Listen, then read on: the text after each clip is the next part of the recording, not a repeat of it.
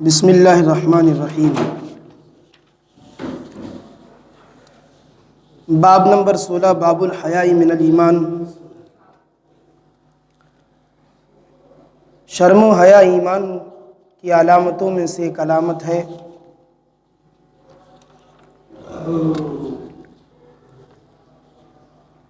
اس سے پہلے بھی امام بخاری نے ایک حدیث روایت کی تھی جس میں یہ بات ذکر ہوئی کہ شرم و حیا ایمان کے شعبوں میں سے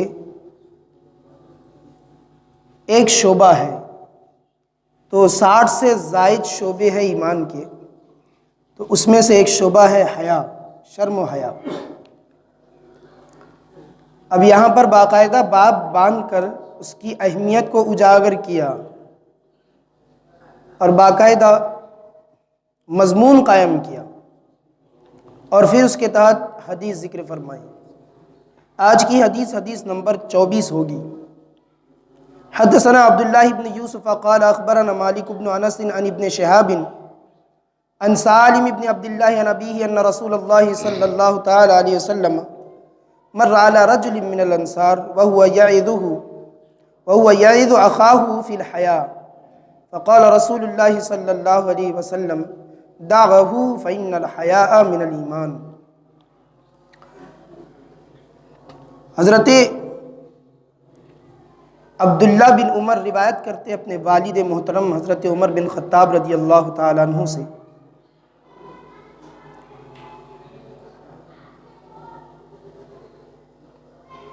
سالم روایت کرتے ہیں اپنے والد حضرت عبداللہ بن عمر سے، راوی حضرت عبداللہ بن عمر ہے۔ انہوں نے کہا کہ اللہ کے رسول صلی اللہ تعالیٰ علیہ وسلم کا گزر ایک انصاری آدمی کے پاس سے ہوا جو اپنے بھائی کو نصیحت کر رہے تھے۔ ایک صحابی تھے، وہ اپنے بھائی کو نصیحت کر رہے تھے۔ کس بارے میں نصیحت کر رہے تھے؟ فی الحیا، شرم کے بارے میں۔ تو اس کے دو معنی ہیں۔ ایک معنی یہ ہے کہ وہ نصیحت کر رہے تھے کہ حیا کیا کرو، شرم کیا کرو، اور شرم کرنے کی نصیحت کر رہے تھے۔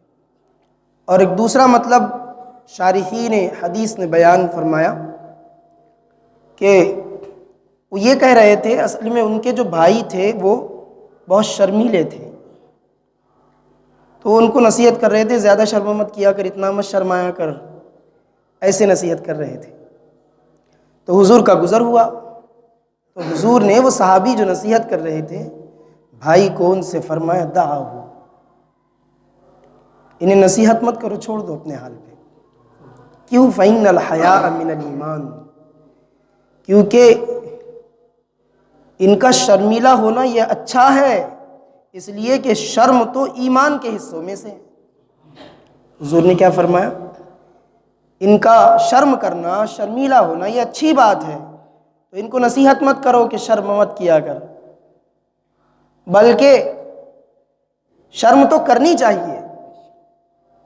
اور شرم تو ایمان کا حصہ ہے، ایمان کے کئی حصص ہیں، ان حصوں میں سے ایک حصہ شرم و حیا ہے۔ تو جو مومن ہوتا ہے اس کے پاس ضروری ہے کہ اسے شرم و حیا ہو، چاہے وہ مرد ہو چاہے وہ عورت ہو۔ شرم کس سے کی جاتی ہے؟ شرم حرام کاموں سے واجب ہے۔ شرمندگی کرنا، شرمندگی اپنانا، شرم اپنانا یہ گناہ کے کاموں سے واجب ہے۔ گناہ کے کام کرنے سے، گناہ دیکھنے سے، گناہ کے کاموں میں شرکت کرنے سے شرم کرنا یہ واجب ہے، شرم کرنا ضروری ہے، واجب ہے۔ اور کبھی شرم مستحب ہوتی ہے، کبھی شرم مکروہ بھی ہوتی ہے، علماء نے لکھا ہے۔ لیکن جو شرم کی بات ہے کہ حیا ایمان کا حصہ ہے، تو یہ ہے کہ مومن گناہ کے کاموں سے شرم کرتا ہے، اپنے نفس کو روکنے کی کوشش کرتا ہے، اس کا نفس نہیں چاہتا ایسا کرنا۔ تو مومن کی یہ عادت ہے، خوبی ہے مومن کی، ایک خصلت ہے اس میں کہ مومن حیا کرتا ہے، برائیوں سے اس کو شرم آتی ہے۔ آج زمانے کے حساب سے دیکھیں تو بڑی عجیب باتیں اور بڑے عجیب افعال و اقوال، لوگوں کے عادات، ہمارا معاشرہ دیکھیں تو یہ حدیث بہت دور نظر آتی ہے ان کے نظروں سے، ان کے خواب و خیال سے۔ مومنین صحابہ کا تو طریقہ تھا کہ وہ ایک دوسرے کو نصیحت کیا کرتے تھے، لیکن ہم اس بات کو بھلا بیٹھے ہیں، اور حیا اور شرم ہمارے مردوں میں تو کجا عورتوں میں بھی نظر نہیں آتی۔ اگر حقیقت دیکھی جائے تو آج بچیوں میں بھی شرم نظر نہیں آتی۔ شرم کے آداب ہے، طریقے ہے۔ قرآن پڑھو، سورہ نور میں آیت نمبر 10 اور آیت نمبر 30 اور 31 میں، سورہ نور 18ویں پارے میں، سورہ نور میں آیت نمبر 30 اور 31 میں اللہ تبارک و تعالیٰ نے مردوں عورتوں دونوں کو حکم دیا۔ حکم کیا ہے؟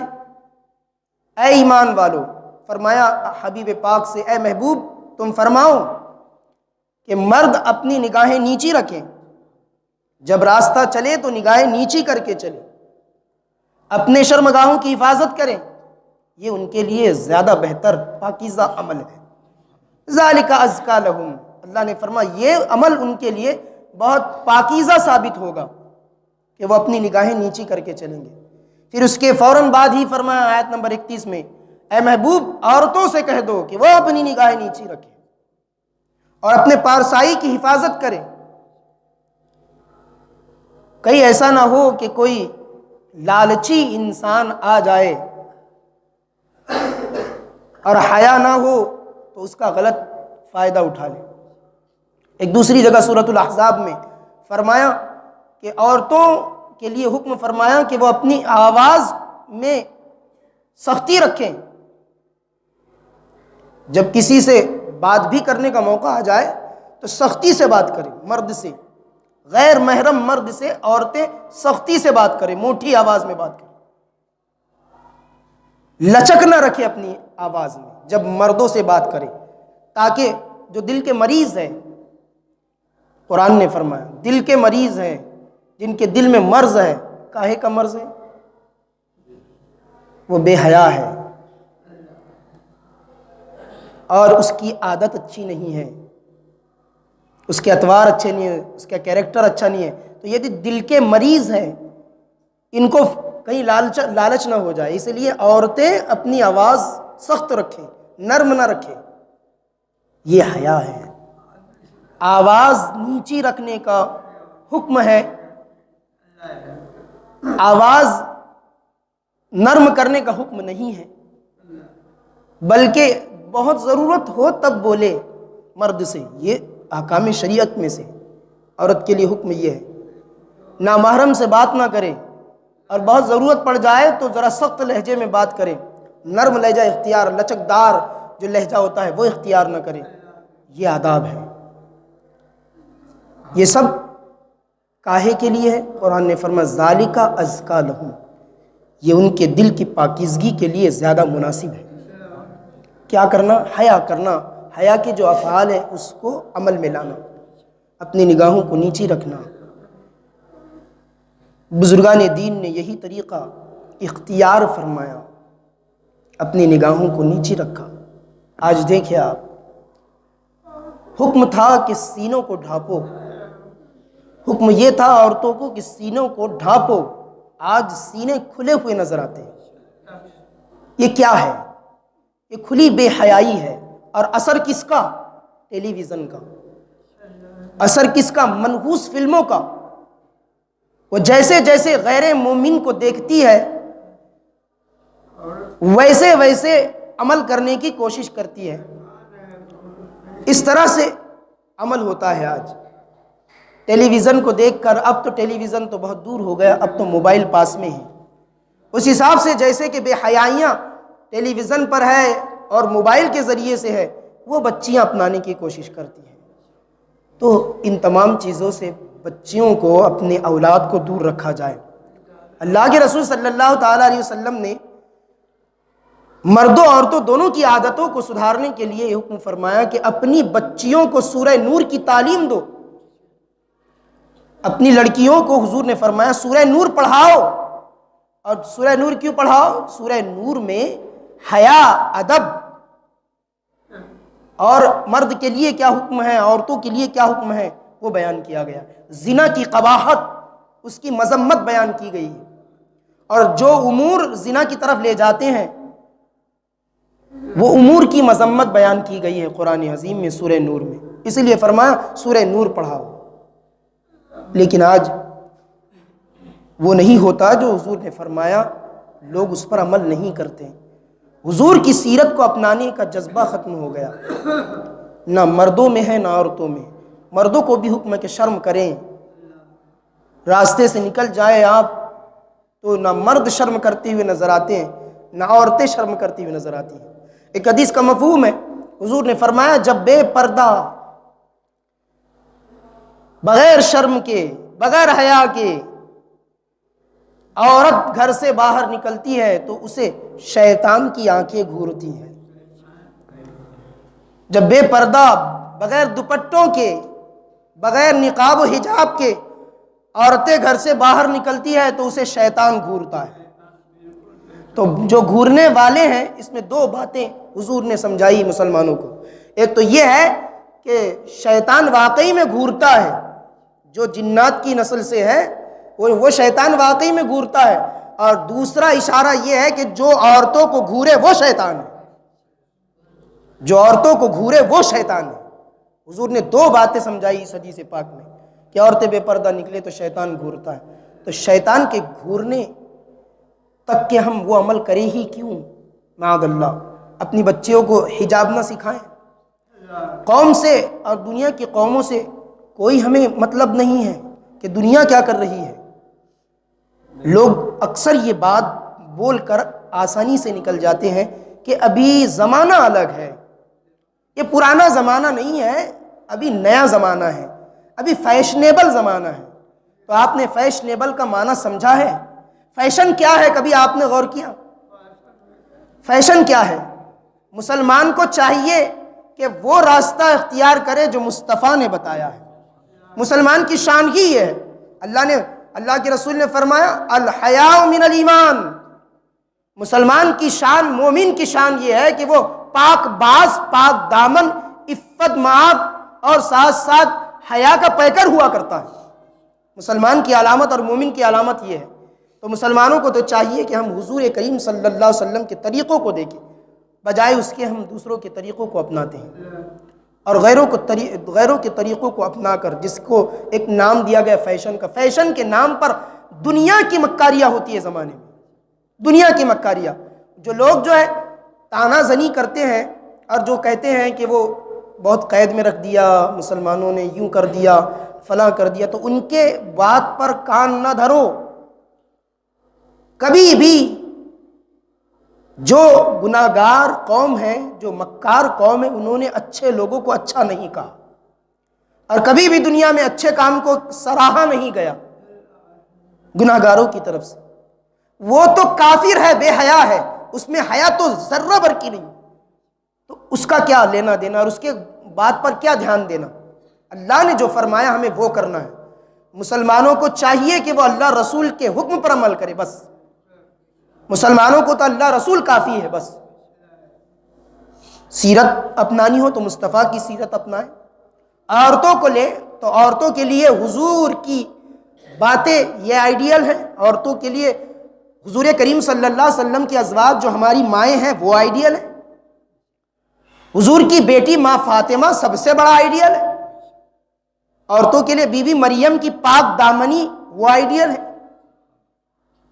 تو عورتوں کو چاہیے کہ یہ پڑھیں، اور یہ کب ہوگا؟ جب ماحول بنایا جائے گا. ماں باپ کی ذمہ داری بنتی ہے کہ بچوں کو کیسے با ادب بنانا ہے. اگر ماں باپ تعلیم دے، جیسا کہ حدیث میں ہے کہ وہ صحابی واعظ کر رہے تھے، ان کو نصیحت کر رہے تھے، تو دونوں معنی حدیث میں بیان کیے گئے کہ ان کو نصیحت یہ کر رہے تھے کہ شرم کیا کرو، حیا کیا کرو، یہ بھی معنی بیان کیا گیا. تو بزرگان دین کا طریقہ آیا ہے کہ وہ نصیحت فرماتے تھے. آج ہم نے اپنی بیٹیوں کو نصیحت کرنا چھوڑ دیا ہے. آج ہم نے اپنے بچوں کو سامنے بٹھا کر قرآن کا کوئی واقعہ پڑھ کے سنانا بند کر دیا ہے۔ اسی لیے تو ہمارے بچے بچیاں ہمارے قابو کے نہیں رہے۔ بچیاں نکلتی ہے وہ تو سارا زمانہ دیکھتا ہے، اسکولوں میں اور کالجوں میں کیا کیا نہیں جو ہے بے حیائی اور بری باتیں ہوتی ہے۔ بہت حد تک جو بچ جائے۔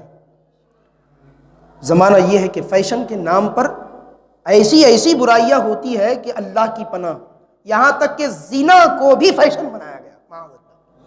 آپ جانتے ہیں در پردہ فیشن کے نام پر زنا کو عام کیا جا رہا ہے۔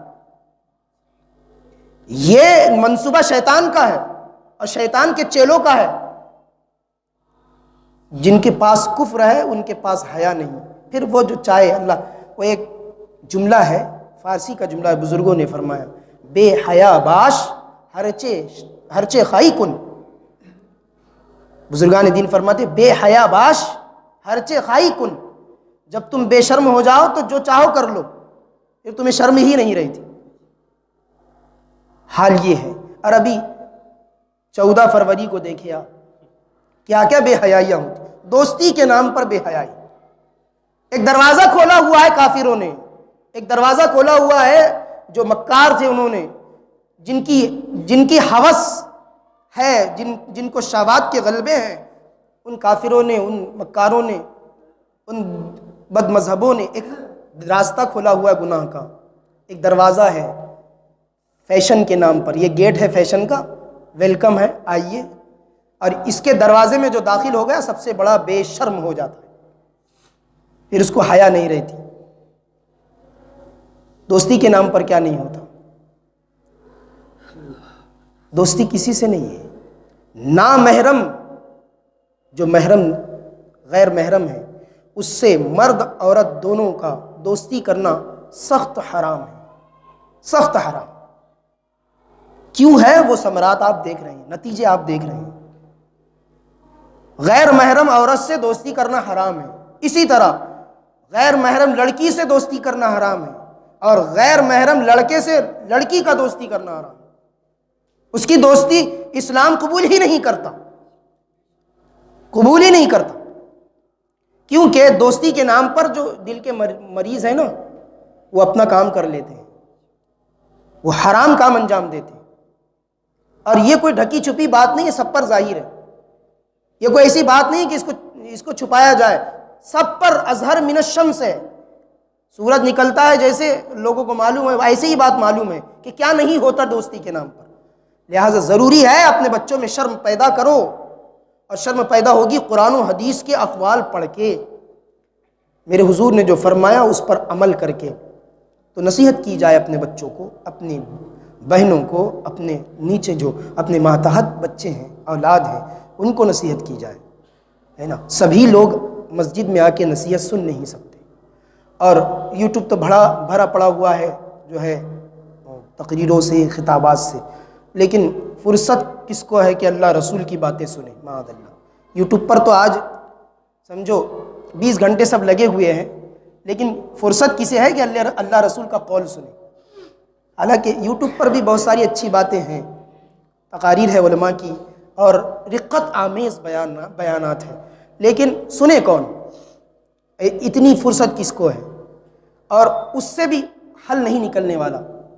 حل نکلے گا تو دنیاوی زندگی میں پریکٹیکلی طور سے حل نکلے گا، اس پر ایکٹیو ہونا پڑے گا ماں باپ کو، جو بڑے ذمہ دار ہیں ان کو ایکٹیو ہونا پڑے گا، ان کو حساس ہونا پڑے گا، ان کو متحرک و فعال ہونا پڑے گا، اور ان کو اپنی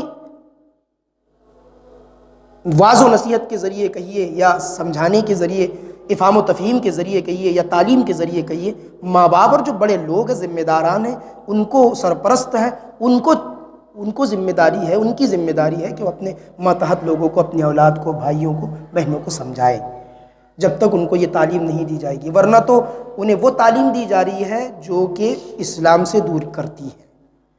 اگر انہیں گھر میں اسلامی تعلیم نہ ملے گی تو وہ ایسے ہی بے راہ رب ہو جائیں گے، بے شرم ہو جائیں گے، بے حیا ہو جائیں گے۔ ضروری ہے کہ ان کو تعلیمات دی جائے۔ یہ حدیث نمبر 24 تھی، اس کے روشنی میں ہم نے کچھ گفتگو کر لی۔ اللہ تبارک و تعالیٰ اسے قبول فرما لے، اور حضور کے صدقے سے ہم سب کو حیا کا کمال عطا فرمائے اور ہم تمامی لوگوں کو حدیث اور قرآن پہ عمل کرنے کی توفیق عطا فرمائے۔ صلی اللہ علی النبی الامی وآلہ صلی اللہ تعالی علیہ وسلم۔ مولا کریم رؤوف الرحیم پروردگار عالم، کہنے سننے میں اگر کسی قسم کی شرعی غلطی سرزد ہوئی بتقاض بشری، مولا تعالیٰ اپنے فضل سے اسے معاف فرما دے، ہم سب کی مغفرت فرما، ایمان کی زندگی ایمان پر خاتمہ بالخیر نصیب فرما۔